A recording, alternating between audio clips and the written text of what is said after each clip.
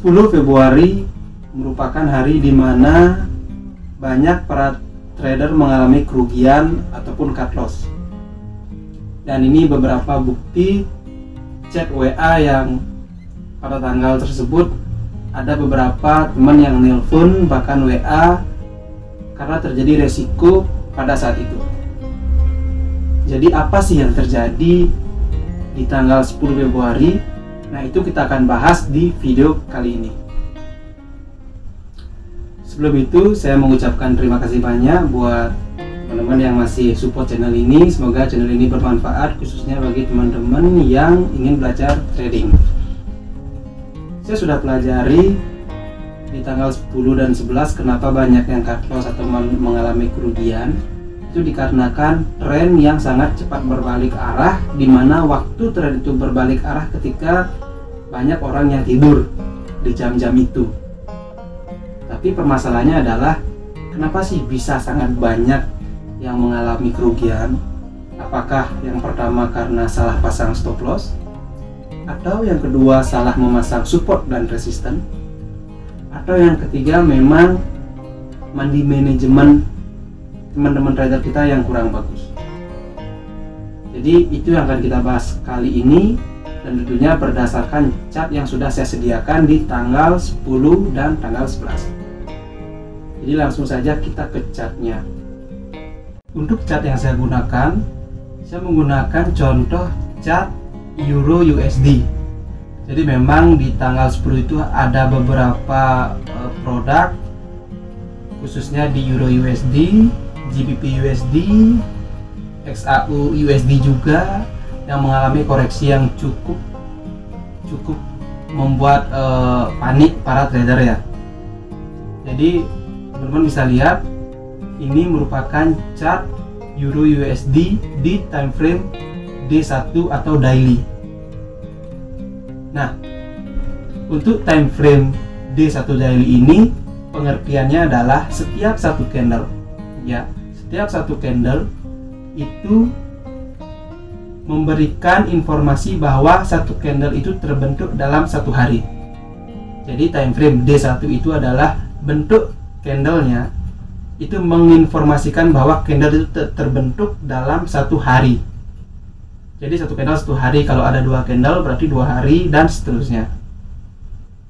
Teman-teman bisa lihat di layar ini chart yang saya pakai adalah chart di time frame D1, dan candle yang saya link kotakkan ini itu namanya long legged doji, dimana arti dari candle long legged doji ini merupakan pengertian dimana bahwa pada saat candle ini terbentuk terjadi keraguan-raguan di market, karena di sana keraguan itu terjadi karena sempat dia naik lalu dia turun lagi, dimana akhirnya dia membentuk yang namanya long legged doji. Jadi gambar candle seperti ini mengindikasikan keraguan di market. Jadi para trader itu masih ragu nih dia bakalan naik atau bakalan turun.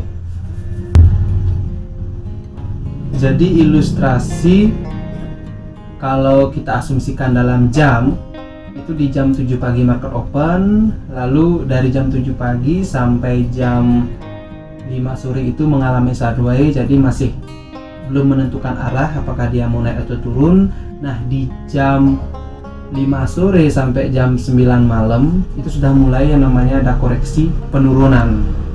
Nah, di saat penurunan di jam 21 sampai jam berlanjut sampai jam 11 malam, karena di sana sudah mulai ada news. Nah, ketika di jam 23 maka tiba-tiba naik sampai kurang lebih jam 1-an. Nah, setelah jam 1 pagi sampai jam 4 mengalami penurunan lagi, bahkan sampai besoknya di tanggal 11 Februari. Dari chart ini saya sudah saya sudah turunkan chartnya di time frame H1, jadi setiap 1 jam itu berbentuk candle. Nah, dari chart ini saya melihat bahwa banyaknya teman-teman yang cut loss itu terjadi saat mereka open posisi buy di saat jam tidur, yaitu di atas sekitaran jam 12. Padahal kita bisa lihat di chart ini di waktu jam 9, 10, 11 itu kan mengalami penurunan, dan pasti teman-teman trader pasti mengambil posisi sell. Hanya saja kendalanya adalah seberapa sih taking profit yang akan diambil. Nah, kebanyakan teman-teman trader saat mengetahui bahwa dari chart ini kan sudah valid bahwa tidak bisa menembus yang namanya resisten, berarti dia akan confirm mengalami penurunan pada di sekitaran jam 9 sampai jam 12 lah, jam 12. Makanya banyak yang open sell dan hold posisi. Di saat teman-teman sudah menghold profit, saat itu juga market sudah mulai naik, tapi karena memiliki keyakinan bahwa tidak akan bisa melewati resisten, otomatis kan di hold sampai akhirnya berbalik arah ya, di time frame H1 ya, ini time frame 1 jam.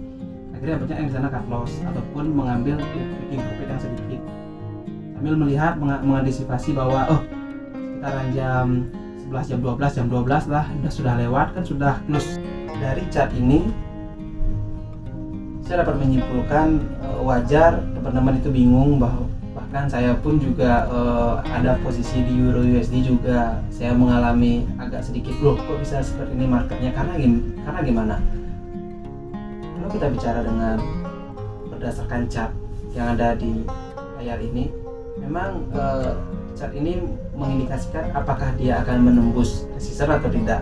Jadi memang benar-benar kita harus membutuhkan chart yang candle yang valid untuk menentukan arah itu bakalan naik atau turun, itu yang pertama. Dan yang kedua adalah kita bisa melihat dari kalender ekonomi. Nah, di kalender ekonomi ini teman-teman bisa lihat bahwa hasil dari rilis pengangguran awal di US itu menurun, artinya akan menguat untuk USD. Otomatis jika USD menguat, pastinya atau YLN akan melemah. Nah, itu kenapa di awal jam 9 itu market drop, turun. Nah, tetapi dibantahkan dengan adanya news. 3 news ini yang membantahkan, jadi market tiba-tiba naik lagi dan USD melemah. Jadi 3 faktor dari chart yang mengindikasikan masih apakah naik turun, yang kedua dari di kalender ekonomi yang mengindikasikan USD menguat, tetapi dengan adanya news itu mengindikasikan USD melemah. Jadi agak bingung memang kita harus pakai yang mana nih, apakah chart, apakah kalender ekonomi, ataupun news yang sudah dirilis. Nah, caranya seperti apa? Gimana sih caranya agar kita tidak mengalami cut loss? Dan syukurnya saya tidak mengalami cut loss.